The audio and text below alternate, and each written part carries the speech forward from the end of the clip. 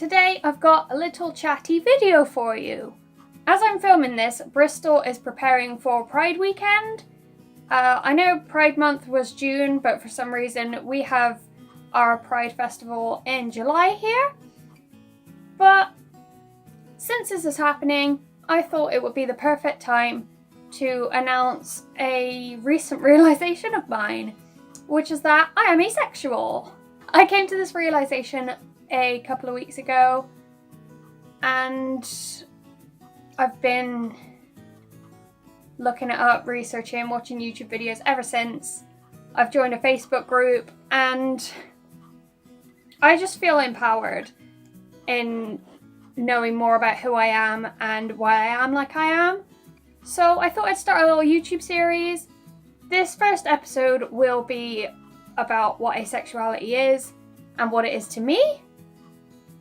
And I'm going to do a Q&A, and I'm also going to go into the history of my sexuality. So if that sounds of interest to you, give me a subscribe and you'll be notified when those go up. I'm also vlogging Pride this weekend, which I'd have filmed already by now. It will be up very soon. So let's get into it.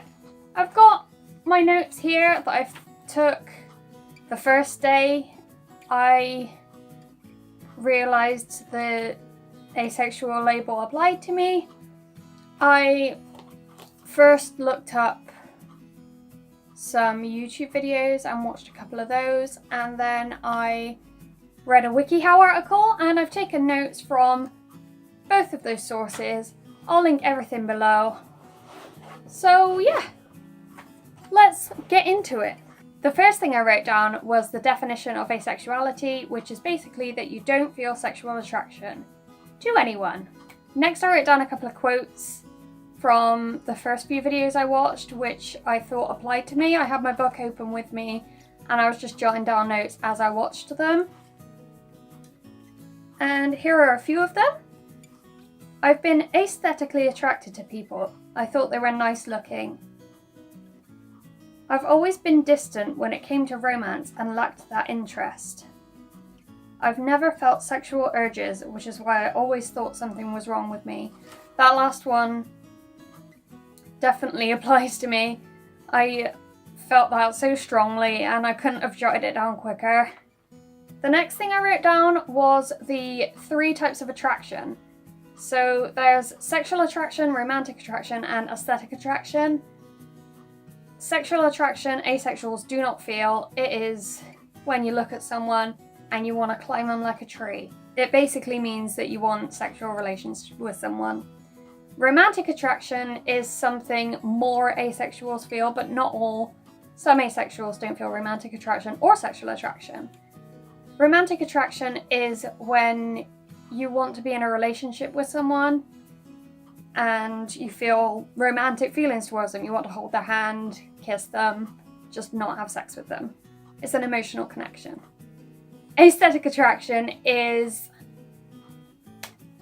when you just like the look of someone. You want to paint them, you want to look at them, but you don't want them near you. You don't want them feeling up your body, or, you know, he's very handsome. I like to look at him, but I don't want him as my boyfriend. You know, Draco Malfoy, cute, adorable, from a distance. There is harmony. Anyway, the next thing I wrote down is I am open to the fact sexuality can change. For me, this has always been the case. I've experimented with my sexuality pretty much my whole life, and it's kind of narrowed it down for me, but I'll get into that in my story time. I just thought that was an important thing to note. So before I read the WikiHow article, I did hear something about parenting on someone's YouTube video that I was watching, and it occurred to me that fostering and adoption always appealed to me more than having my own child. Like, I'd love having a mini-me, don't get me wrong, but fostering and adoption always appealed to me more. I always assumed this was because the pain of birth sounds horrific to me, and because of population issues. Like, there are way too many people on this planet, okay? I don't need to squeeze another one out. There are others that could do with my love and affection. But it never occurred to me that you don't need a second parent to foster or adopt. And when I did picture myself fostering or adopting, I'd never pictured another parent. And I didn't connect the dots until I realised my sexuality. So I found that really interesting and I wrote that down. Now I think we're on to the WikiHow article.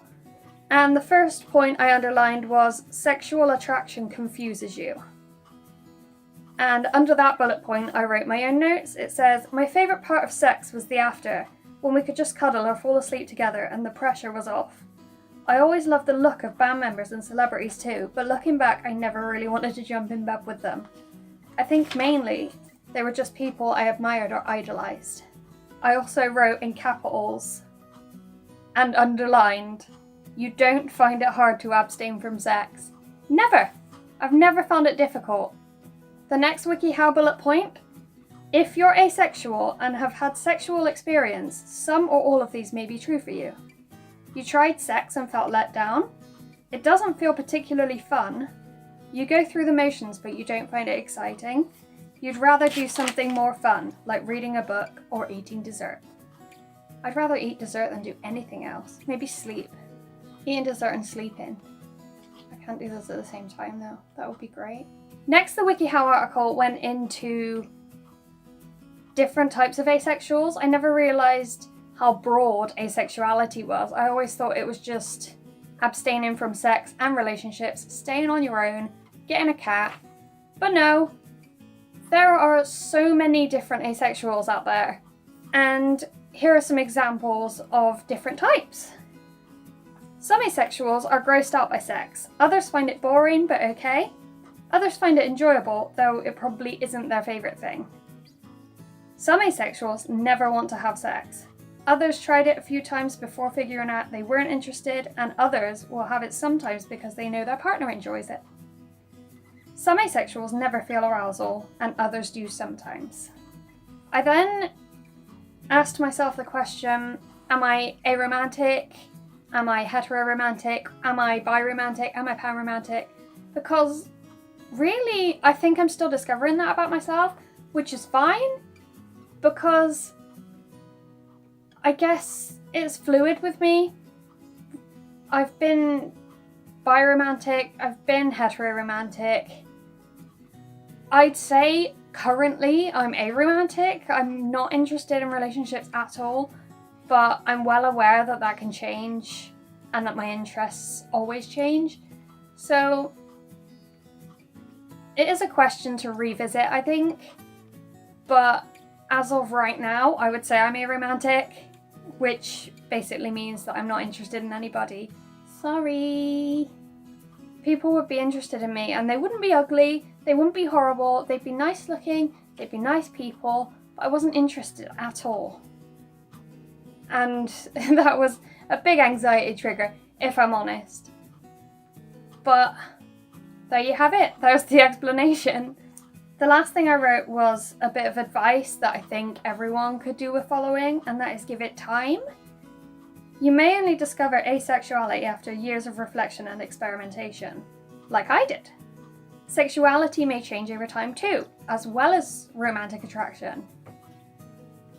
There is no deadline for determining your sexuality, and it's okay not to know. It's also okay to change. You can identify as lesbian, gay, bi, pan, whatever, and then decide that you're asexual or straight or something else. And no one's going to hate you for it. I think that's the really important thing. I've come out as gay to my family before, and then I've had a boyfriend, and now this has happened. So nothing bad will happen to you if you suddenly decide that you do change your mind. But yeah, in discovering this about myself, I felt so much happier. And it's strange because my body confidence has gone up too. Like, I find myself walking down the street in my mini skirt that I'm currently wearing, and if it's windy, I don't care.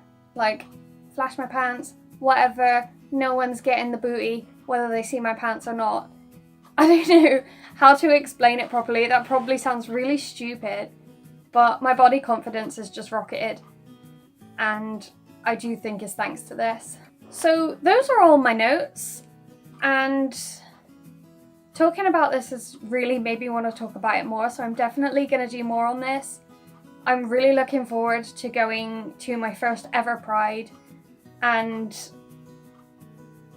going on a hunt for an asexual flag to hang in my room, wear around my shoulders during Pride, and maybe meet other aces there, who knows?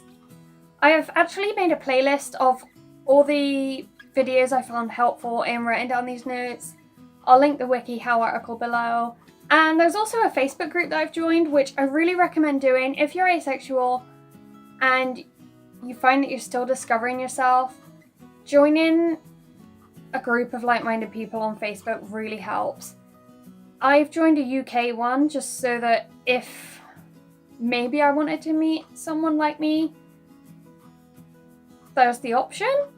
There's also a Bristol asexual community, but there's very few members, so I didn't bother joining that one yet.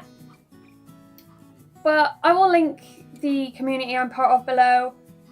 But if you're watching this and you're ace curious somewhere else, search your country name and asexuals and Facebook groups will pop up. There are people like you everywhere and you're not alone. So yeah, look forward to my Pride vlog.